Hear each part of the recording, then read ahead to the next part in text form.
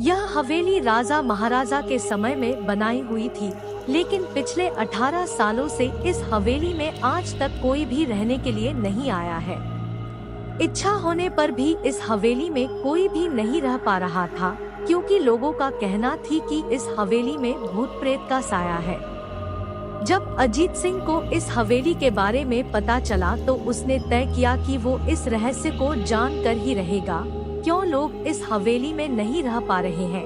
उसने मजबूत इच्छा शक्ति से हवेली में रहने की पूरी तैयारी कर ली।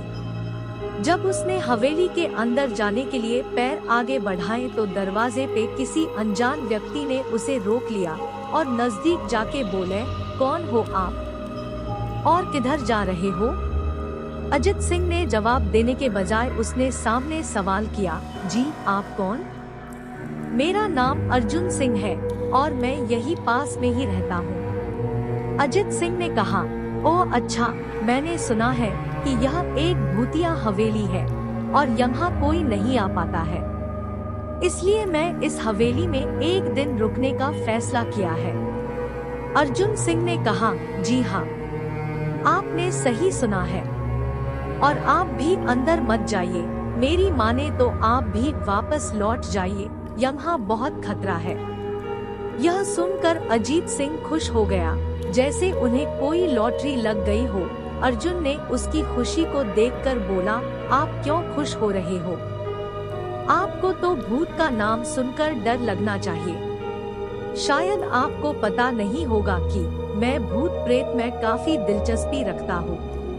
अगर इस हवेली में भूत है तो मैं अंदर जरूर जाऊंगा और सारी सच्चाई का पता भी लगाऊंगा। इतना कहकर अजीत सिंह उस हवेली में चले गए। अंदर जाके अजित ने अपनी बैग को साइड में रखा और हवेली के चारों ओर देखने लगा। सारे रूम भी चेक कर लिए। बाद में ड्राइंग रूम में आके सोफे पर बैठ गया। उसने वहां बैठकर दारू के 2-4 पेग भी पिए।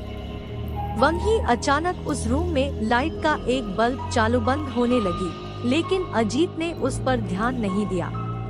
थोड़ी देर बाद दूसरा बल्ब चालू बंद होने लगा, फिर तो हवेली की सारी लाइट चालू बंद होने लगी। यह सब देखकर अजीत अपनी जगह पे खड़ा हो गया और संपूर्ण सावचेत हो गया। अचानक उसके सामने एक छोटा टेबल हवा में उड़ने लगा। करीबन 6 फुट हवा में ऊपर जाके गोल गोल घूमने लगा और बाद में अजीत की ओर तेजी से आने लगा। अजित ने तुरंत ही अपने जगह बदल दी और दूसरी ओर चला गया और वो टेबल वहीं जाके गिरा जहाँ अजित खड़ा था। अजीत कुछ समझ पाता उतने में सोफे की शीट उसकी ओर आने लगी। वो जल्द खड़ा हो गया और छलांग लगा के दूसरी ओर कूद गया, जिसके कारण सोफा दीवार को टकराया और अजीत बच गया। अचानक सब कुछ शांत हो गया। अजित ने चारों ओर सतर्कता से देखा और बड़ी आवाज में बोला, तुम जो भी हो सामने आकर के बात करो। वहीं एक बड़ी परछाई उसके सामने आई। अजित ने उस परछाई को देखकर बोला, कौन हो तुम और क्यों मुझे मारना चाहते हो? परछाई, तुम्हारी भूल के कारण। अजित, मेरी भूल? मैंने कौन सी भूल की? परछाई, इस हवेली में आने की भूल।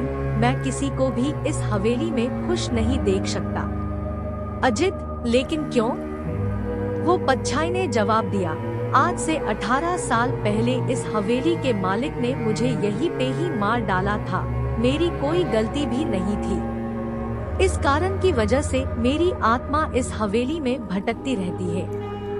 मैं किसी को भी इस हवेली में नहीं रहने दूंगा, क्योंकि इस हवेली में मेरा खून हुआ था। इस हवेली में जो भी रहने के लिए आएगा उसकी मौत होगी। अजित ने कहा, मैं तुम्हें अपने असली रूप में देखना चाहता हूँ। तुम्हें मारने से पहले मैं तेरी यह इच्छा अवश्य पूरी करूँगा। और उस परछाई ने एक भयानक दरमियाना रूप ले लिया। उसका चेहरा इतना भयानक था कि अजीत भी एक क्षण के लिए डर गया था, लेकिन दूसरी ही क्षण में उसने अपने आप पर काबू पा लिया। बाद में इसने अपनी जेब में से सफेद पाउडर निकाला और उस भूत के पर फेंक दिया। भूत के पर पाउडर पड़ते ही वो जलने लग गया। बड़ी बड़ी ज्वाला उठने लगी। वो बहुत जोर जोर से चिल्लाने लगा और बाद में पूरी तरह से जल गया। उसके बाद अजीत ने चैन से सांस लिया और वहीं पर सो गया। दूसरे दिन सुबह जब अजीत को सही सलामत हवेली से बाहर आते देख अर्जुन को आश्चर्य हुआ।